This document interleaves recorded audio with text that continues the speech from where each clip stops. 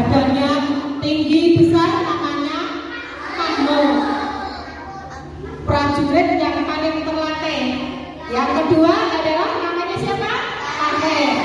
Ya, menjadi utusan kepercayaan Sultan. Yang ketiga namanya Abdul. Ketiga bertugas memelihara kucing istana. Mahmud yang badannya tinggi besar masuk ke tengah hutan. Setelah beberapa hari Mahmud tidak kembali dan Sultan pun mengirim prajurit untuk menyusulnya. Tahir membuat beberapa jebakan di hutan. Prajurit istana membantunya. Namun harimau itu memang terlalu pintar.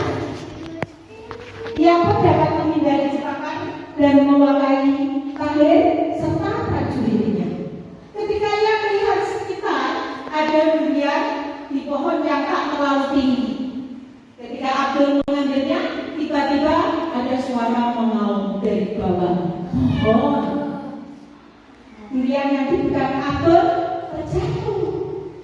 Abdul berusaha menyeret harimau, tetapi ternyata harimau itu berat sekali.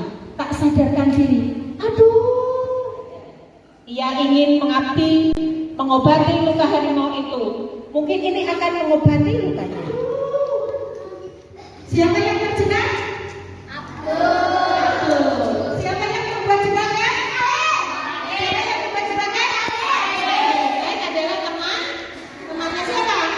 Abdul. Harimau membuat tali jerat hingga terlepas. Abdul jatuh dengan suara berdebu yang keras. Itu balasan kepadamu karena menjatuhkan durian di kepalaku. Gumam harimau. Harimau setuju untuk menemani Abdul ke istana dengan sebuah isyarat tentunya. Dan sahabat lainnya, Kesultanan Jambi pun kembalikan seperti sedia kala. Walaupun badannya kecil, tapi dia bisa menjinakkan harimau dengan apa?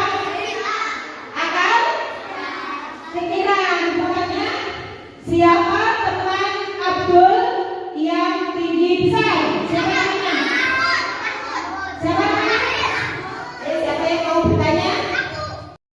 Kalah sama harimau padahal badannya besar loh Mahmud. Kok dia kalah sama harimau padahal badannya sama Mahmud itu lebih besar Mahmud ya, aneh.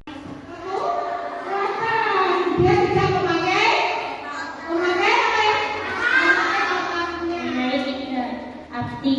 Pertama Mahmud, kedua tiga, ketiga Abdul. Judulnya Abdul dan Harimau. Alkisah. Sultan memiliki tiga abdi. Abdi pertama Mahmud, abdi kedua Tahir, abdi terakhir Abdul di desa dan bersamakan banyak keluarga. Dan Sultan mengutus tiga abdinya. Abdi pertama Mahmud yang mencoba dan dia masuk hutan sendirian. Dan dia pun tidak ditemukan beberapa hari dan disusul oleh para pengawal Sultan dan dia ditemukan terluka parah. Dan Tahir pun mencoba yang kedua dan dia masuk ke hutan dengan prajurit dan dia memasang jebakan. Bukan jebakan durian dan itu mengenai kepala si harimau dan harimau itu pingsan dan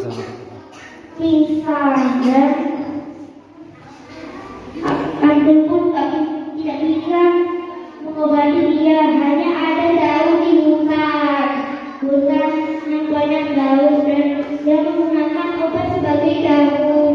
Usahanya gagal tapi suatu hari Abdul memberi durian kepada harimau itu dan ternyata harimau itu mau dan memakannya. Abdul pun pergi, ternyata sudah ada jebakan Tahir masih ada di pohon dan dia pun